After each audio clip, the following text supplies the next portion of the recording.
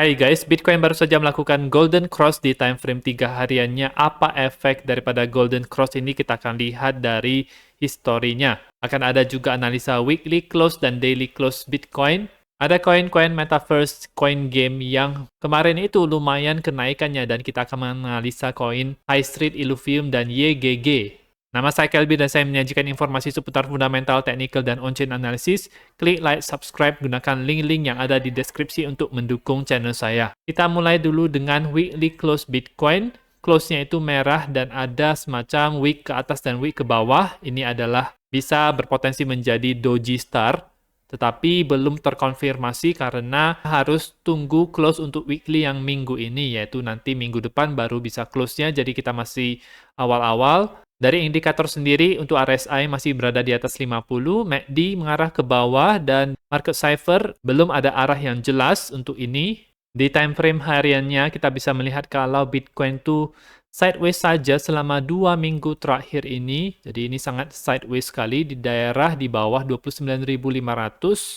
Ada banyak sekali wick yang terbentuk di sini, tetapi harga itu juga tidak naik, tidak turun, tidak ada pergerakan yang terlalu cepat. Sebenarnya hanya berada di tengah-tengah ini saja yang ada volatilitas yang cukup tinggi, itu pun untuk melikuidasi orang-orang yang terlalu banyak ngelong atau nge-short. Di time frame hariannya masih dalam posisi bearish, ada tanda awal bullish untuk di market cipher-nya, yaitu green dot, dan ada potensi bisa terjadi bullish crossover kalau pergerakan hari ini cukup bagus. Kita bisa melihat juga untuk di candle hari ini ada sedikit kenaikan ya teman-teman, tetapi kita harus menunggu close-nya masing-masing. Close daripada candle 4 jam di jam 11 tadi itu lumayan bagus, ada sedikit kenaikan, tetapi masih berada di dalam range sideways ini. Kalau dari sisi lain, saya bisa melihat kalau ini merupakan pola diamond ya teman-teman. Jadi ini adalah yang merupakan shoulder sebelah kirinya itu ada 2, kemudian ada daerah yang paling curamnya itu. Ini kemudian akan ada higher low 2 kali, yaitu yang sudah terbentuk di sekitar sini.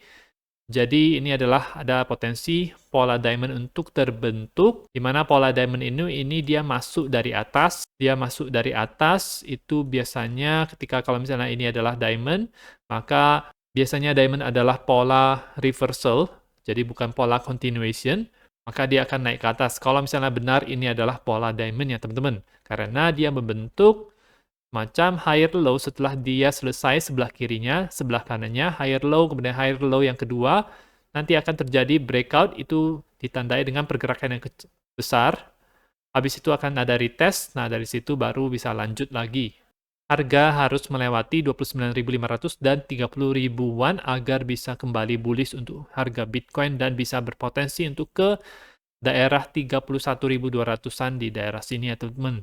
Dan kita akan melihat analisa Golden Cross 3 harian moving average 50-200, dan ini hanya pernah terjadi 2 kali sebelumnya.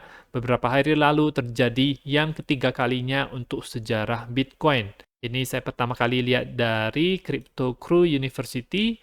Pertama kali terjadi Golden Cross ini itu ada di tahun 2016.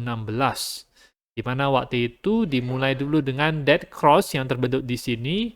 Kemudian di sini itu adalah menandakan kalau setelah terjadi dead cross ini maka akan terjadi sell off yang cukup besar, dan beberapa lama dari situ harga itu sideways saja dan mulai pulih dari sini. Ketika dia sudah cukup pulih, maka MA50-nya itu berangsur-angsur untuk membaik dan pulih dan melakukan cross ke atas daripada garis warna biru ini yang merupakan MA200. Dan ini adalah Golden Cross yang pertama yang terjadi di mana harga Bitcoin waktu itu sekitar 370. Apa fungsi daripada pita ini? Kita bisa melihat kalau harga itu cenderung untuk bertahan di atas MA50 yang garis warna kuning ini ya teman-teman. Jadi kita lihat ini adalah siklus di tahun 2017-2016. Ketika harga itu menyentuh daerah sini, itu menunjukkan kalau ini adalah daerah yang terbaik untuk membeli Bitcoin. Dari situ akan ada pemulihan, kemudian dia naik dengan cepat dengan nge-wick. Kita lihat ini adalah wick-nya. Kadang-kadang dia bisa nempel di sini, kemudian kadang-kadang dia nge-wick seperti ini, di sini juga. Jadi strategi buy the dip itu bisa menjadi strategi yang kuat ke depannya ketika bull run itu sudah terjadi dan Bitcoin terus melakukan kenaikan. Pasti akan ada koreksi 25%, 20%, 30% yang bisa terjadi untuk harga Bitcoin. Jadi kita harus gunakan strategi buy the dip untuk mengakomodir dan bisa juga mendapatkan cuan jangka pendek kalau kita melakukan buy the dip ini. Harga tidak pernah close di bawah daripada 3 daily MA ini sampai pada ketika bull market itu sudah berakhir dan bear market itu pun mulai di awal tahun 2018. Jadi itu bisa menjadi pedoman untuk kita di tahun 2023 dan 2024. Kedua kalinya itu terjadi di 2019 dan 2020, di mana akhir tahun 2018 terjadi dead cross ini, menandakan kalau akan terjadi sell off dan betul ada terjadi sell off. Kemudian harga mulai pulih dari situ. Ketika dia mulai pulih, MA50-nya itu juga pulih dan naik ke atas melakukan golden cross, tapi ini bedanya adalah pergerakan harga ketika dia di sini dia close di bawah daripada 3 daily 50-nya itu, menandakan kalau dia tidak seperti yang siklus yang ada di sini karena di sini itu close di bawah MA50-nya, sedangkan di 2016-2017 tidak close di bawah MA50-nya. Sehingga kita harus waspada juga kalau misalnya ada pergerakan harga Bitcoin yang close di bawah MA garis warna kuning ini. Tetapi setelah dia mulai pulih, setelah selesai daripada Corona damnya itu, dia mulai menggunakan MA50 itu sebagai support ya teman-teman. Di Mei 2020, ini dia menjadi support dan di September 2020 juga menjadi support. Tapi ketika gerakan parabolik Bitcoin itu ke atas itu mulai, ini dia tidak pernah menyentuh daerah sini lagi. Jadi cenderung untuk naik ke atas terus, tidak ada retest daerah sini. Golden Cross ini adalah pertanda bull run akan terjadi di dua siklus yang sebelumnya. Ini adalah indikator yang sangat kuat sekali dan sangat langka sekali untuk terjadi, menunjukkan kalau kita berada di awal-awal bull market ya teman-teman, seperti analisa technical analysis yang lainnya juga dan analisa on-chain juga mengatakan hal yang sama. Sehingga ini bisa menguatkan kita untuk bisa melakukan DCA, akumulasi Bitcoin, dan altcoin-altcoin yang fundamentalnya itu kuat. Dan kita juga melihat adanya kenaikan beberapa coin game atau metaverse. Ada beberapa coin game yang menurut saya fundamentalnya itu kuat. Yang pertama itu adalah Sandbox yang pastinya. Kemudian Immutable X ini juga bagus karena di in-game-nya itu, di dalam jaringan ini, tidak perlu ada biaya transaksi yang harus kita keluarkan dan ini bisa menyediakan pengalaman bermain game yang seamless. Tidak usah bayar gas fee yang terlalu mahal atau confirm transaksi terlalu banyak.